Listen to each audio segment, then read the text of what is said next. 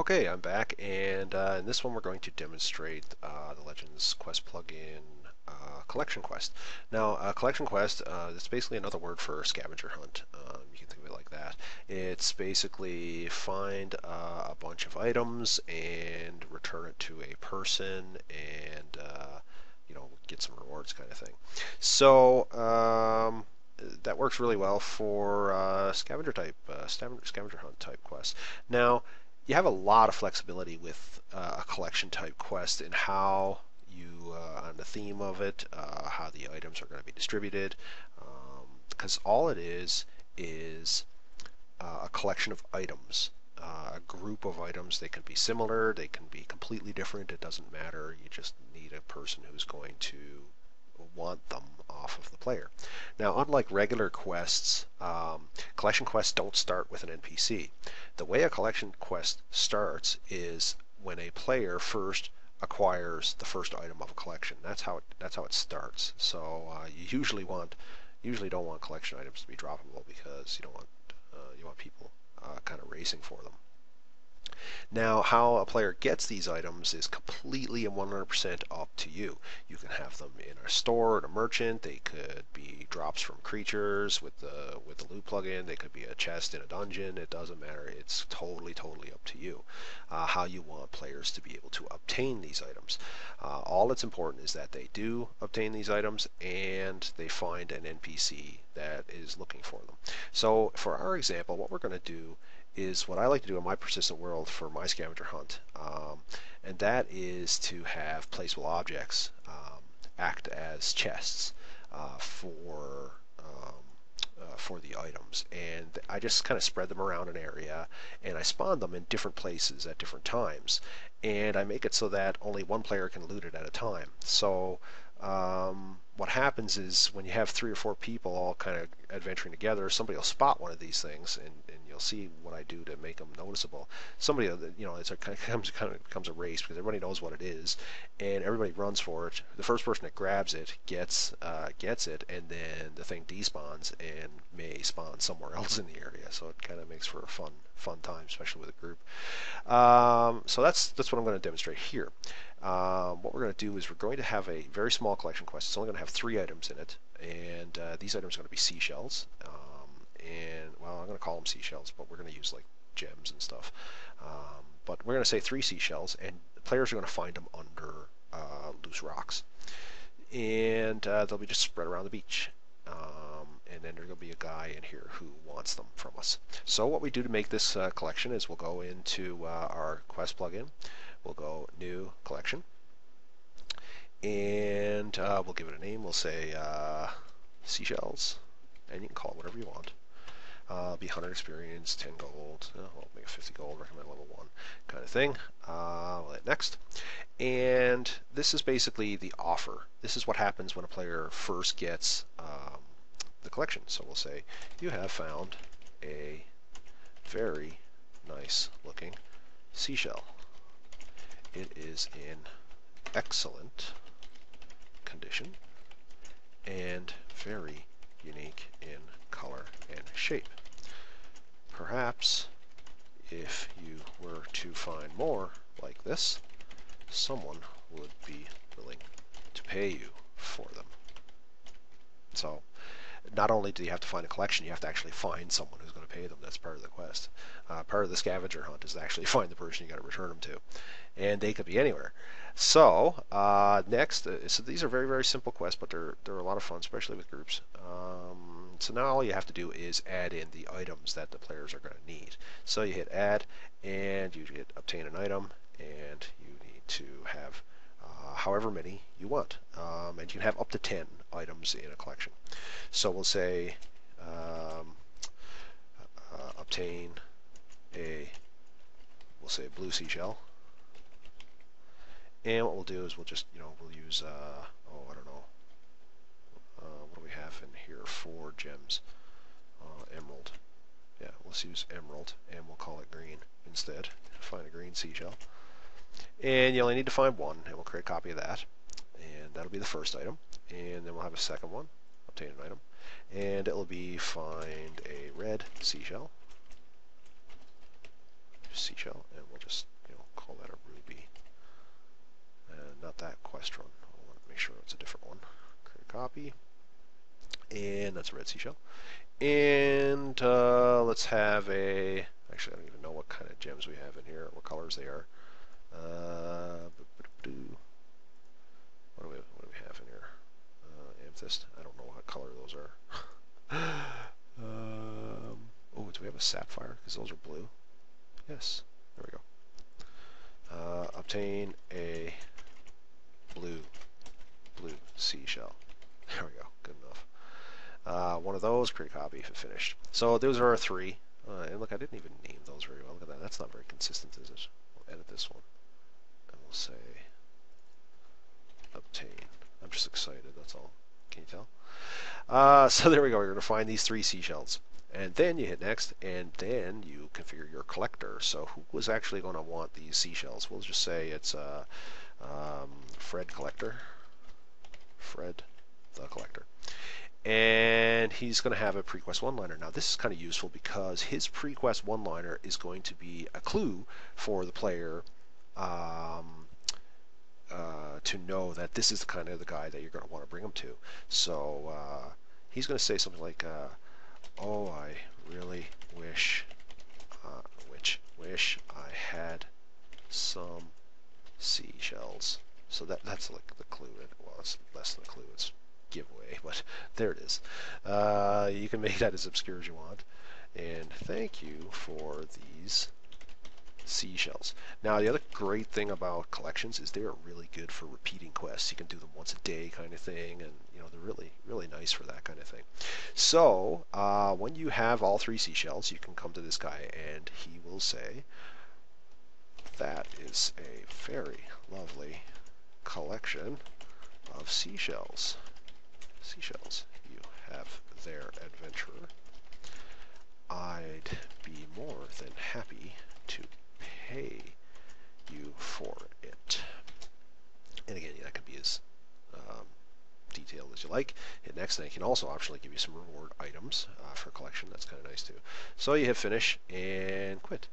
Now that's fantastic. We have this great collection quest, but we still have the problem of how are we going to distribute them. So if we go over our blueprints, and we'll just go under module and Legends Quest, we'll see collection items. Seashells Quest, we'll see our three quest items. Now, how are we going to get these to the player? And that is totally up to you. You can do that however you want. You can have them drop off creature or whatever you want. What I'm going to demonstrate here, and again, this part is not tied to the quest at all. This is completely different, completely separate now. This is where you kind of come in and use your own decisions of how you want to distribute them.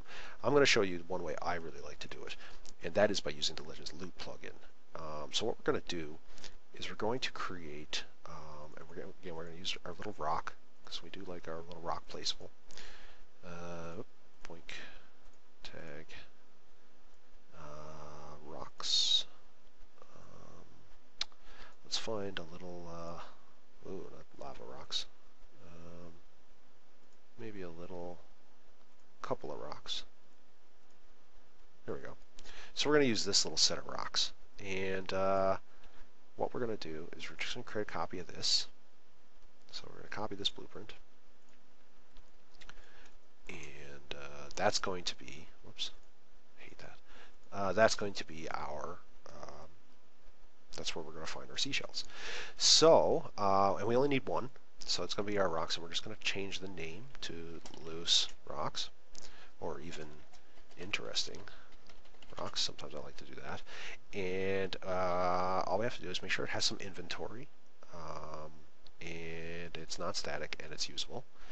And that's it. We don't have to do anything else. Just double check. Usable and inventory. And an interesting name. So interesting rocks. Alright, that's all we need for our rocks. Next, we're going to spawn these rocks. So we're going to spawn them around. So we're going to grab some spawning waypoints, and we're going to use these. The first one we're going to put here, and I'm not going to make this difficult for me because I don't want to be running around the whole area looking for these things to try and demonstrate it. So I'm just going to kind of put them together. I'm going to make sure, surface mesh, make sure I put them in. See, look at that. That was a mistake right there. You got to make sure that your spawn points are in walkable areas or you'll get an error. So we'll put that one there, and we'll put this one here, and we'll put another one here. Now, each kind of item should probably, if you're doing it this way, my way, what I like to do is I just put, I use multiple areas, and sometimes what I'll do is I'll put one kind of object in one of these. So what'll happen is in this area I might have the green seashell, and then in another beach area I might have the red one, and in another beach area I might have the blue one. So you can do that. That's totally up to you. What I'm going to do for this demo, though, is I'm going to make all three of them appear in these chests, but not together. I'm going to make them appear one at a time. So I'll show you how we're going to do that. So all we have to do is we're going to select one of these. I'm going to do this one and fire up the Legends spawn plugin on it. And we're going to edit a waypoint instance. We're going to change it to a placeable, and we're going to change it to our interesting rocks. Just one. And we're going to have it respawn every minute. Now you can have that longer or whatever you want. Now here's where things get a little different. We're going to link this to the loot plugin. We're going to spawn a plot. We're also going to say random spawn points. So it's going to choose one of these three spawn points. It's going to have 3 spawn points in this area, and again, you can put rules on these, like if you only want them to appear at certain times of day. That's kind of fun too, and annoys the players. And I always throw this one on, this glow visual, because it really sets it apart from regular stuff. As soon as people see that glowing off in the distance, they know that is a collection quest and they're going to run for it. So that's always fun to have that glow visual on. And that is it. That's all we need. Oh, and we want to do this. We want to put in -1 right here in unused despawn minutes. Now this one is important. The reason why this one's important is because once the players come along and they open this thing and they take out their seashell, the rocks are going to disappear. They're going to despawn. And when you put -1 in here, that means that it's going to disappear. I think it's like 20 seconds after it's opened or something like that. Yeah, so about 20 seconds after it's opened. So it gives them time to open it up, grab the thing, and then it's going to disappear and then respawn somewhere else a minute later. So that's fun for that, and we'll leave the rest as is. So we'll hit finish, and then we'll create these 3 as a waypoint set. And it's going to be called Seashell Collection. And again, it needs to be a unique name. So there's the 3, and again, so somewhere at one of these spawn points, hopefully this one right close to the camp, a set of loose rocks that are going to be glowing will appear, and in them is going to be an item. We haven't done that part yet, but in them is going to be an item that we're going to be able to loot and start a collection. So we're going to configure the same one, this one again, that's important, and we're going to fire up the loot plugin on it. So we're going to edit, and what I'm going to do is I'm going to create a database group of items. Whoops, and I haven't configured the loot plugin yet. File, configure, finish. There we go, database item groups. And we're going to create a new one called Seashells.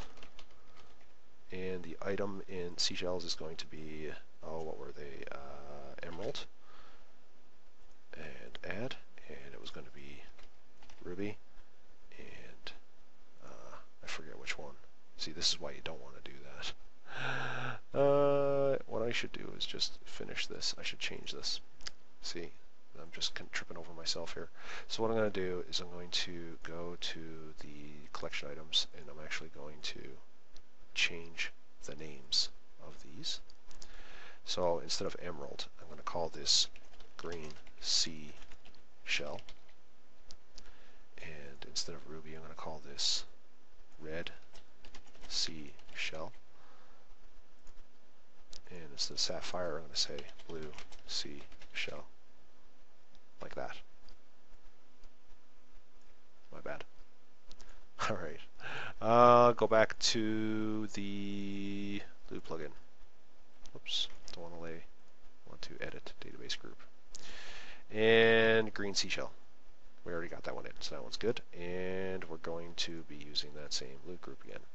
This time we're going to choose red seashell, and blue seashell. Now again, this is the Legends Loop plugin. Go look at the Legends Loop plugin videos if you want to learn more about this. So what I'm going to do is I'm going to put all these seashells in a database group, and that way it'll randomly choose one of the colors for me to put in these loose rocks. So I finish. Then I'm going to edit the waypoint. And in the waypoint, I'm going to select database group, and I'm going to select our seashells, and we only want one in here, but we do want it 100% of the time. And one, and add that, and it's going to be lootable once per respawn. So every time the loose rocks respawn, it's going to be lootable, and it's only going to be lootable by one player. So you finish and quit and done. So what we've created is a loose set of loose rocks that could spawn here, here, or here, and in them could be a red, green, or blue seashell. One player can grab it and get a collection quest out of it, and once that happens, they can wait for the loose rocks to respawn at one of these random locations and get the chest, open it up, and hopefully get one of the other two. If they get the same one again, nothing happens. They'll just collect it and off they go. But what they're really after is the other two. And again, you can put the other ones in a different area or whatever you want, but I'm just throwing them all together here just for simplicity. So that's that, and we have to do one more little step, and that is in our waypoints, we have to put down the collector. Almost forgot him. So we'll lay him right here, and he'll be the collector. Now again, you're going to notice that all these NPCs look alike because I'm not modifying any of them at all. And he is Fred the Collector. Add, plot, finish, done. So Fred the Collector is now in the world. And that's it. We're going to end the video here and do one more demonstration of another function of the quest plugin, and that is deeds, and show how they work. And after that, we're going to go in game and demonstrate all this. So we'll see you back here in a minute. Hey guys, I just wanted to finish one thing that I actually forgot to do when it came to that collection quest. I have to go back and edit it because I did forget one very important step. And that is, you need another objective in here. The way the collections work is you can actually have 9 items, and then you need one objective to find the actual collector. So you have to add speak to an NPC, and then find a collector, finish, and then you configure your collector and finish like that. So that's something I forgot to do with the collection. So when you're creating your collection objectives, you can have up to 9 items plus one objective of actually go find a collector. So once you have that, then you're good to go. So I'm going to stop here and move on to the next part.